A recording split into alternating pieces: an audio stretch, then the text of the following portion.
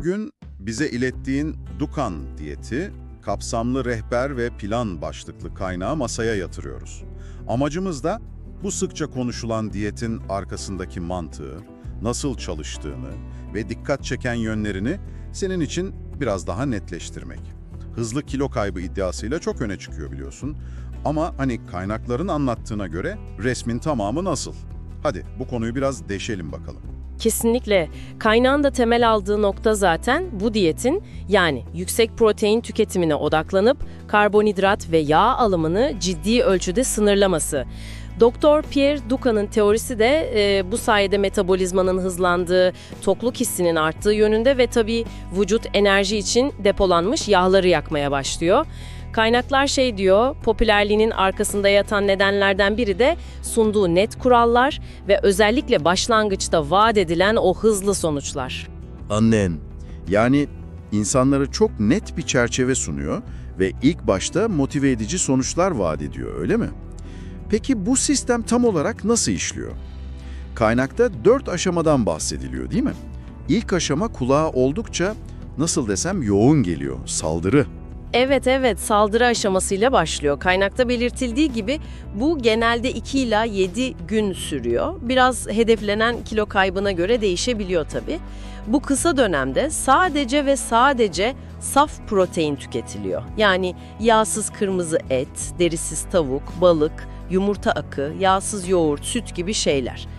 Kaynağın vurguladığı gibi amaç metabolizmayı adeta şoklayarak hızlı bir başlangıç yapmak. Motivasyon için. Bu aşamada bir de günde 1,5 yemek kaşığı yulaf kepeği ve 20 dakikalık hafif bir yürüyüş de rejimin bir parçası olarak öneriliyor. Sadece protein. Bu gerçekten kısıtlayıcıymış. Yani sosyal hayatı falan nasıl etkilediğine dair bir şeyler var mıydı kaynakta acaba? Neyse, peki bu ilk şoktan sonra ne oluyor? Seyir aşaması devreye giriyor sanırım, değil mi? Aynen öyle, seyir aşamasına geçiliyor. Bu aşama asıl hedef kiloya ulaşana kadar devam ediyor. Yani daha uzun bir süreç.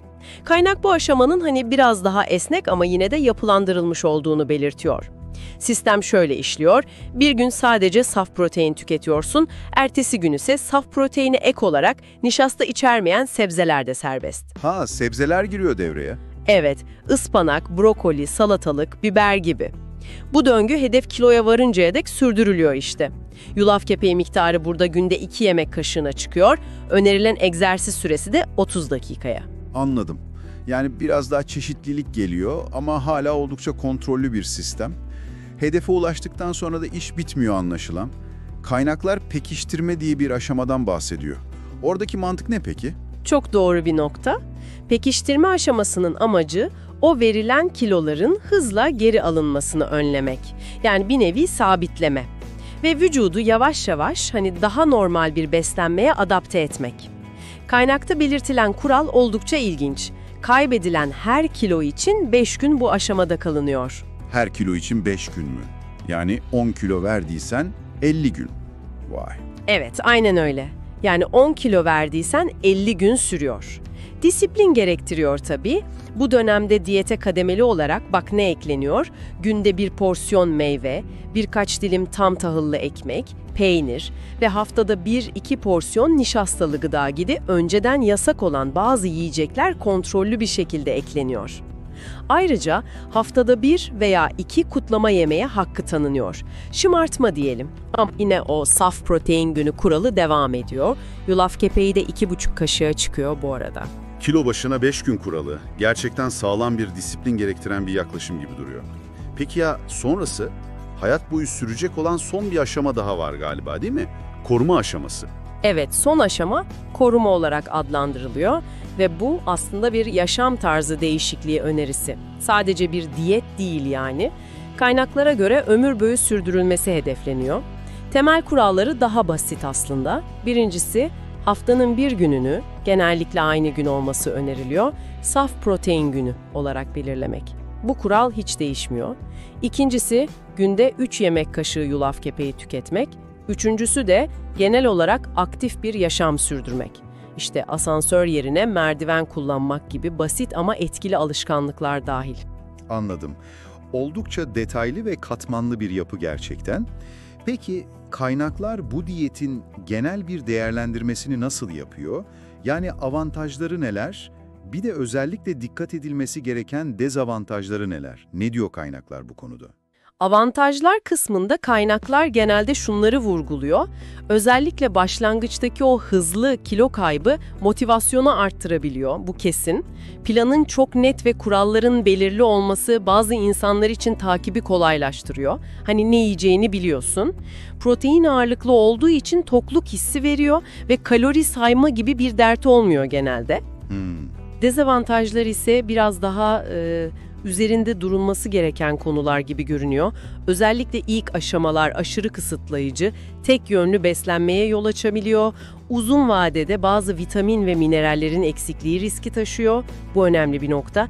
Ve tabii yüksek protein alımının özellikle önceden böbrek veya karaciğer rahatsızlığı olanlar için riskli olabileceği belirtiliyor. Evet, bu kritik. Kesinlikle. Bu yüzden kaynaklar ısrarla başlamadan önce mutlaka doktor onayı alınması gerektiğini ve süreç boyunca günde en az 1,5-2 litre su içilmesinin altını çiziyor. Bol su tüketimi şart.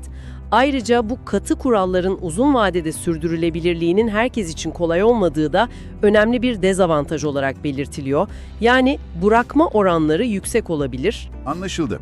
Yani özetle Dukan diyeti, kaynaklara göre hızlı sonuç arayanlar için yapılandırılmış protein odaklı bir yol haritası sunuyor gibi. Ama ciddi kısıtlamalar, potansiyel sağlık riskleri ve uzun vadede devam ettirme zorlukları da içeriyor. Yani eğer bu diyeti düşünüyorsan, sunduğu o net plana karşılık hayat tarzında ciddi bir adaptasyon ve sıkı bir disiplin gerektirdiğini bilmen önemli. Öyle görünüyor. Tam da bu noktada kaynakların anlattıklarından yola çıkarak belki şunu düşünebilirsin. Bu kadar katı, kuralları bu kadar net ve kısıtlayıcı bir diyet modelinin bu kadar popüler olabilmesi. Acaba bizim genel olarak yeme alışkanlıklarımızla, kontrol ihtiyacımızla, belki de sağlıkla ilgili konularda aradığımız o hızlı ve garantili çözümlere olan eğilimimiz hakkında bize ne söylüyor olabilir? Bu da üzerine kafa yormaya değer bir soru belki de.